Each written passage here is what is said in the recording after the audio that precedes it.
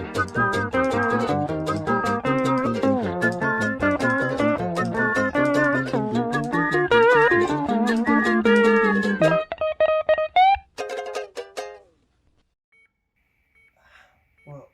where am I? Sir, you're in a recovery room at Bernard Child General Hospital. The Coast Guard actually found you in a beach on the deserted island, mumbling about the Oregon Trail. I I don't remember any of that. Are you sure that was me? Sir, you're the only person alive on that island. We actually have this recording of you, which seems to be an 8-minute rant on survival games. Yeah, I guess you're right. So when am I going home? Well, sir, you're in luck. The hospital actually arranged you to leave today to go back home. Oh, really? That's great. So how am I supposed to get back? A bus or a plane? Trains, actually. We signed a new partnership with the great company called Bachman Trains. They're gonna be supplying us with all the necessary equipment to transport patients like yourself back home. Bachman? Shit, sons of bitch.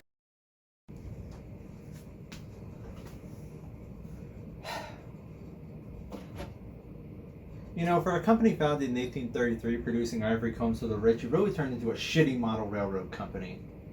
Hello and welcome to the cesspool. Now that I'm back from my extended vacation, I think it's time that I take out some of the trash that's accumulated since I've been gone. These things are worse than dust bunnies. It's time I talk about my other collection of plastic, Bachman Trains, the one company has delivered consistently subpar disappointments year after year. Well, I mean, somebody had to do it. If you're into the hobby of 60-year-old men from the Midwest, then the name Bachman is guaranteed to ram its ugly head in one way or another. They are synonymous with simple but quote-unquote affordable model trains with accessories for the beginner modeler. Now, I completely understand that market and why a company like Bachman would want to capitalize on it. I would know. I was part of it. But now that I finally escaped the horrific clutches of Bachman, I'd come to see their true colors, and I think I've gone colorblind. Bachman started their quest for world domination in Philadelphia, Pennsylvania, the city of brotherly love and the home of the world's largest colon. The year was 1833, and Henry Carlisle started his business in the manufacturing of Spanish-style combs for the aristocracy in the South. Now, in 1899, the company merged with a competitor owned by the Bachman family, finally putting the puppet name on top of the political machine. And from that day forward, injection molded plastic has never been the same. They dabbled in several different products, most involving eyewear, including glasses frames and goggles. You can thank Bachman for prescription sunglasses. After World War II, they would begin their true reign of tyranny with the introduction of Plasticville, USA. This was a line of very basic plastic model buildings, designed for model railroads. They dabbled in other plastic models during this time, but everything changed on that fateful day in 1969. Some people call it the Rapture. Bachman would join forces with a Hong Kong-based Cater company to produce the first hellspawn of the model train world. Bachman would continue to work with this company throughout its life before actually being swallowed into the Hong Kong company itself. Today, what we know as Bachman from Philadelphia is simply a mask for a Chinese conglomerate. Now, these early models were fairly on par with their competitors at the time, meaning that they were totally incompetent by today's standards. I'm being a little harsh here. I know these were the company's first attempts at model trains, and to be totally honest, they could have been way worse. They started off in N scale, the scale for those who just don't have room for HO. Rolling stock as well as locomotives were available, and the Plasticville line was still being pumped out. Shortly after, in the wonderful decade known as the 70s, we got what would become the bread and butter of Bachman, the HO line. See, now this is why I go to a shrink. These models, they hurt. I'm sorry, and I totally get if the 70s and 80s stuff is your thing, but like, Jesus, this is no way to live. If I want to experience hell, I have other options, but this is just wrong. How did it get this way? Who did this? In 1981, we got our answer, when the company was finally absorbed into the Cater Corporation, and what we now know and hate as modern Bachman was truly born. While the models might have been ass, the boxes and branding became iconic in the industry. If you saw a white box with a familiar pinstriping around the border, you knew you were going to get yourself some affordable fun. We had a lot of different ranges in what could be inside these boxes. Sometimes we had just a locomotive, sometimes just a piece of rolling stock, sometimes even both. Of course, there were the starter sets, the easiest way to get your kids set up for fun and future bankruptcy. These would include the track, the controller, the locomotive, and rolling stock. It was a deal made in heaven, but sponsored by Satan. These abominations continued through the 80s and into the early 90s with the introduction of the Bachman. This 60-foot tall Godzilla knockoff became the company's mascot, however today he is simply relegated to a help center icon. And that's probably for the best. Even Bachman knows he's too dangerous to be left unrestricted. Speaking of obscenely large and completely unnecessary, the Big Haulers line. This was Bachman's answer to everybody's demand for a G-scale line. And by everyone, I mean no one. These started out in 1988 as RC trains. Are you kidding me? God, whenever I think this company can't stoop lower, I'm wrong. Now to be fair, they also released traditional model trains in G-scale with electrical pickups and motors that don't run like a Nintendo Switch running The Witcher 3. But still, it hurts to know that these exist. Of course, we can't forget the Thomas & Friends line introduced in 2002. I never really grew up with these, I was always a wooden trains kind of guy, but honestly, these are perfectly acceptable interpretations of the Thomas & Friends characters for HO.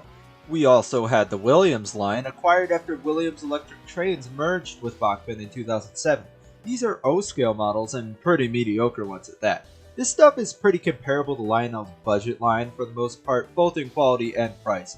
If anything, it could be argued that Williams is actually worse in some cases. I mean, just look at this. This looks like ass. But that's enough of talking about the lore of Bachmann. Let's take a look at the abominations that I've accumulated over my years of obliviousness. Okay, first up to bat, my 060 from the Chattanooga Ready to Run freight train set. This was a fairly meaty package for a starter set. It came with an oval track, locomotive with a basic spoke unit, rolling stock along with a ton of other random junk like signs, a signal bridge, telephone poles, and even a station building from the Plasticville line. I've actually still got the station building, but it's been repainted and weathered just a bit. This was an attempt to make it actually presentable. Some rolling stock has survived through the years as well, but it's honestly the worst stuff in my collection. It's about as bare bones as it gets. This set was a Christmas gift for me when I was maybe 7 or 8, and despite it being incredibly basic, it was very serviceable. Now, was it worth the $300 MSRP? God no, but it holds a special place in my heart and in hell. Continuing in chronological order is my Rio Grande FT unit. This unit has DCC installed, which is something 8-year-old Tyler had no understanding of for years, so I'd brag about it without actually having the faintest idea of what I was bragging about. Again, it's fairly basic, and the MSRP was just way too damn high, even with the decoder chip installed. Luckily for me, I got it from a third-party retailer, so I think we paid something like $80 for it, which is far more reasonable than the over $200 Bachmann wants for it. Detailing is essentially non-existent, and the rear coupler has snapped off thanks to my own young stupidity. This engine actually has an interesting story behind it. See, what I now have is not actually the original engine. Sometime in its life, fairly early on, the motor died in this thing. It was sent back to Bachmann and took months to get back to us. Apparently it was a serious enough issue that they just sent an entirely new model back. I do have to say though, the new model they gave back actually had a pretty decent motor. Then again, that's a compliment to Bachmann, something I'm not supposed to do, so I'll follow that compliment up with another complaint. The motor runs like a 2-year-old. It is the weakest motor I've ever seen.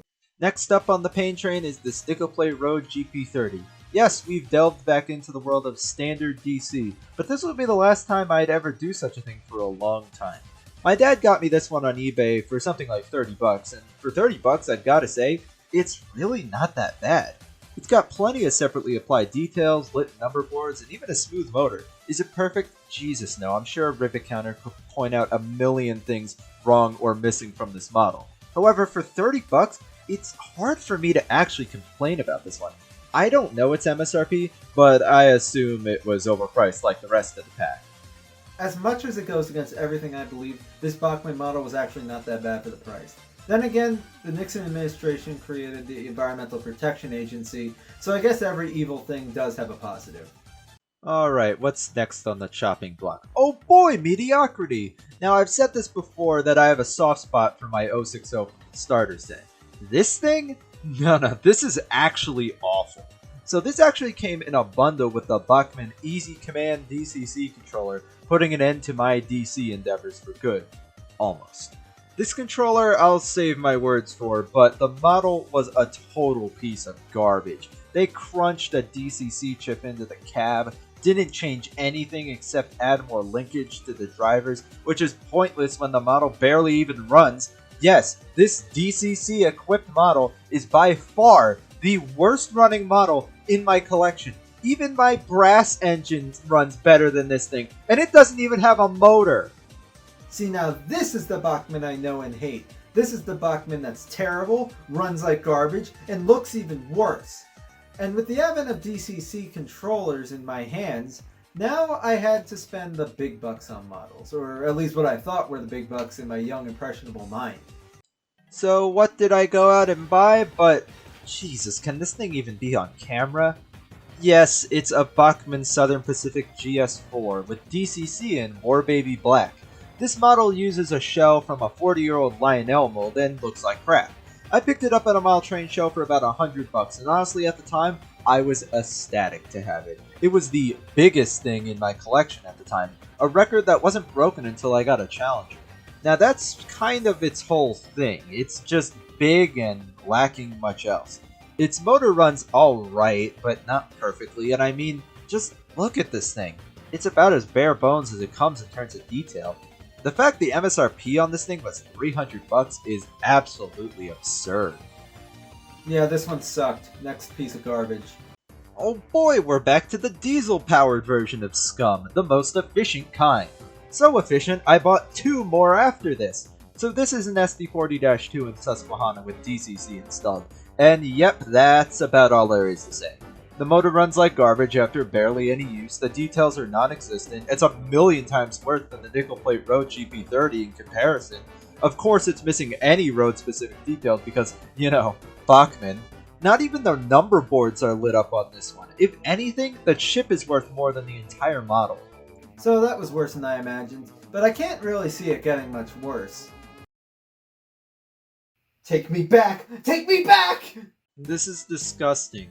I've said that a few too many times already, but honestly, this is the worst offender. I mean, look at this cab! It looks lost. This is a GE Standard Cab Dash 8, but it's not just a Bachmann model though. Oh no. This is supposed to be part of their Spectrum line of models, and still looks worse than my $30 GP30. The colors are just not right, the details are almost as sparse as on the SD40-2, and the truck detail is just abysmal. Yeah, I get there's more separately applied details and number boards, but honestly, the fact that Bachmann considers this to be part of their Spectrum premium line of models is honestly just embarrassing, even by their standards. And this thing isn't even DCC equipped. Its motor is, well, it's fine, but it's not perfect. Honestly, nothing could save this model from its painful inaccuracies cosmetically. So yeah, I wasn't a fan of this one. Well, we've made it down to the final Bachmann model. The one that needs to save it all, be the grand finale, a huge model. Something that needs to save my perspective of this company of being nothing but overpriced toys and a decent GP30. This is just underwhelming. Yes, CSX GP30-2 in YN3, my final Bachmann locomotive. Honestly, I have the lamest excuse for owning this. See, at this point, I had already got myself on my first DCC sound-equipped locomotive, Broadway Limited Imports USRA Heavy Pacific in B&O paint. It wasn't perfect, but was miles better than anything I had in my collection at the time. It essentially spoiled me into only buying sound locomotives from that day forward. My wallet cried that day. So one day at a train show with my mind set on getting my second sound-equipped locomotive and a diesel at that, I eventually floated over to the Bachmann vendor and picked up this GP30-2. I looked at the price tag and said, yeah, this is worth it. I took it home, put it on the track, and felt true disappointment for the first time. The sounds were on par with toy trains, the model was on par with the SD40-2, and my mind was set. My days as a Bachmann consumer were over. And ever since that fateful day, I've been a happier man. But even though Bachmann locomotives are totally garbage, that doesn't mean everything they produce is. Their controllers are actually not that bad. Overpriced, yeah, I mean of course, it's Bachmann. But honestly, the quality was there. I've had these two controllers for 10 or more years and they've never given me an issue. Also, this knob on the Easy Command controller feels very satisfying to turn. And as much as I was complaining about the Spectrum Dash 8, These Spectrum coaches I have are actually pretty alright. Again, overpriced, but the detail is there. Lots of rivets, some underbody detail, and even a lit and furnished interiors. These are pretty quality cars, honestly, and I'll be the first to admit I still use them on my passenger trains to this day. Bachmann's on dirty stuff is alright. It's essentially narrow gauge O scale using HO track. These models don't use Williams branding, just the regular Bachmann or Spectrum name. And they're pretty interesting, but honestly don't have a huge market, despite their decent detail and quality. In a perfect world, we'd have a model railroad company that delivers both quality and a decent price. Problem is that company can't exist for a multitude of reasons. So we're left with trash or bankruptcy. So Bachmann hasn't had the best track record. Their models tend to underperform, don't impress, and even with a few diamonds in the rough, looking at you Amtrak models, it really isn't enough to help their image as a subpar brand. A company that is looked at by many as more of a toy maker than a model maker. Those opinions are completely justified. I mean, hell, I agree with them. But Bachmann has never been about the detail or accuracy or hell, even the quality. Despite what they say in their logo, this is not good. What Bachmann has always been about is appealing to the beginner, the parent who's trying to get their kid into the hobby, or just the casual consumer. And speaking of bankruptcy, I just got my hospital bill in, so let's see what the damage is.